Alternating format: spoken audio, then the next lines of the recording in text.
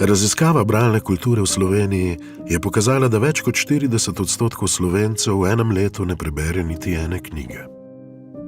Veliko raje kot knjige prebiramo kratke, nezahtevne digitalne vsebine, kot so objave na družbenih omrežjih.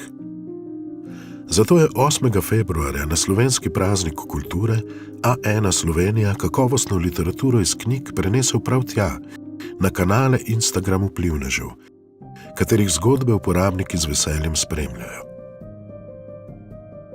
Predstavljamo literarne zgodbe med vrsticami.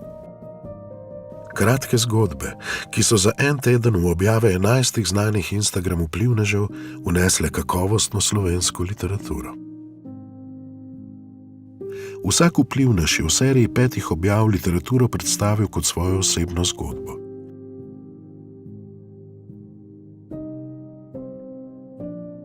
Med sledilci je završalo, vsak dan pa so napeto spremljali, kako se bo zgodba nadaljevala. V zadnji objavi pa so vplivneži sledilcem razkrili, da v preteklem tednu niso prebirali njihovih zapisov, temveč literaturo znanih slovenskih pisateljev. Ljudi so povabili k branju celotne zbirke Med vrsticami, ki je bila v digitalni obliki dostopna na posebni spletni strani projekta, v tiskani obliki pa na prodajnih mestih A1. Tako so literarne zgodbe Med vrsticami v enem tednu mnogim Slovencem približale sodobno slovensko literaturo.